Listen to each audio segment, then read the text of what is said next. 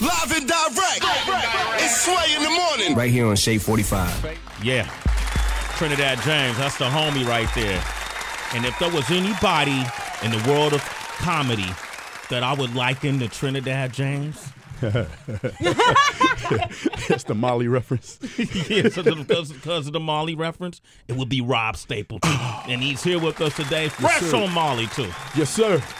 I'm the only dude that takes some Molly and keeps my clothes on. Yeah, man, that's different, man. You don't rub yourself, you rub like your shades. Yeah, I rub the chick next to me and blame it on the Molly. HB?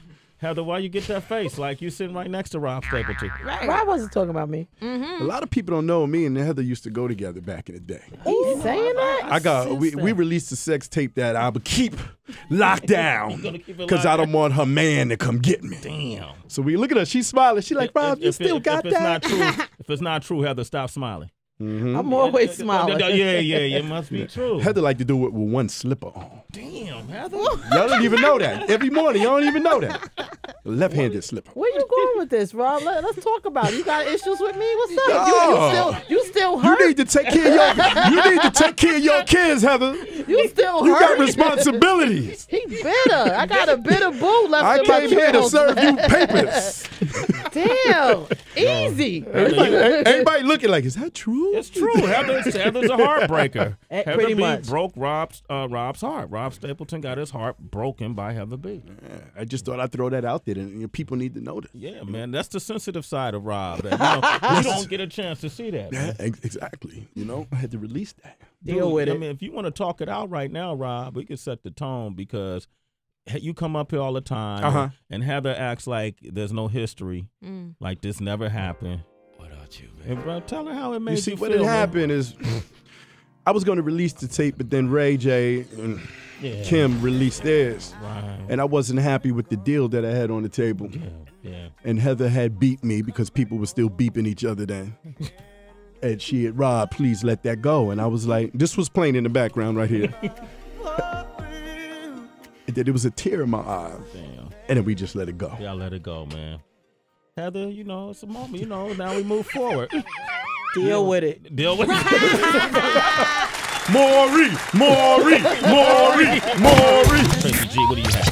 There was so much clawing going on Twitter the other day, and the paws belonged to Rihanna and Tiana Taylor. It all started with Tiana. She felt like Rihanna was shading her on Instagram or whatnot, so they both brought it to Twitter to the forefront. Now, Rihanna, she ended up deleting some of her tweets, and she never went to speak about it after it was done. But Tiana, she decided to take advantage of the moment. She did an interview, and she gave her perspective on the whole matter. I mean, no, I just think that her fans allow and they condone her behavior, and she does this to everybody. It's not always fun and games all the time. You understand what I'm saying? You do it, you get away with it. You tried me, you clapped and I clapped back. That's what that was. You understand what I'm saying? You didn't think that it would go as far as it did, but you can't do that to everybody. Sometimes you're going to bark up the wrong tree. She said she believed that Rihanna is a bully. Yeah, cyberbullying. Did you tell Rob what happened? Like they were going back and forth, Twitter beefing. You hear about this? I heard a little bit about it, but to me, that's like, it's like Floyd Mayweather. You're on top of your game, and why are you even responding? Yeah, you know what I mean? Yeah. Why are you even, everybody want to fight the best or go up against it. You know what I mean? Yeah. It's what you call that, a promo op or something, trying to get people talking about you. You can relate to it because a lot of comedians do the same thing to you, trying to knock you off your pedestal. Yeah, or the newer comics always trying to be funny. You know what I mean? They talk to you and they be like, yeah, two Jews walking the bar. And you be like, oh, the bathroom, you asked me where the bathroom is. What are we talking about? Knock, knock, What? Knock, knock. I don't have a match. Where we going? Now, Chris Brown, he's the cover boy of this month's Jet magazine, and he's always talking about how he feels like he's a moving target in media. He's being picked on. He's being singled out, and he gave a really polarizing quote, which went like this: "No disrespect because I'm a fan, but nobody brings up the fact that Jay-Z stabbed somebody and sold drugs. He gets a pass." And basically, he's looking at it like, why can't I get some immunity as well? Now, Wendy Williams, she heard of this, of course. So she was like, you know what? I'm going to holler on my platform called My Talk Show. And she basically roasted Chris Brown. This is what it sounded like. Whatever happened to that cute young man that used to dance for the Doublemint? Whatever happened to him? Now, I get it. All boys grow up. A boy grows into a man. But you have grown, and you look like a junkie. Now that's what I'm gonna say. You got those nasty tattoos. You're way too skinny. You know, you don't seem to have respect for much at all. You know, you beat the stew out of Rihanna, and you're with that coochie crayon right now. You know, I gotta tell you something. If you made better, you know, Rihanna is good, but the Rihanna that she's become is, to me, a little too edgy if you're looking to change around your image and you want to be treated the way Jay-Z is. Why don't you go out with a nice girl named Mallory? And then she ended it all off by saying, you know what, Chris Brown, and do not come on Twitter for me. But Chris Brown, he was like, I'm going to do the opposite. And he put out a hashtag that was no words for ugly turds, dedicated to Wendy Williams. Oh, see, that's that light-skinned R&B thing. What do you mean? You know, like, you know, that reference that he just made to Hove about what he had with years ago. I mean, come on, dog. You're a light-skinned R&B singer. Of course, that somebody getting stabbed in hip-hop is like, that happens, it's hip-hop.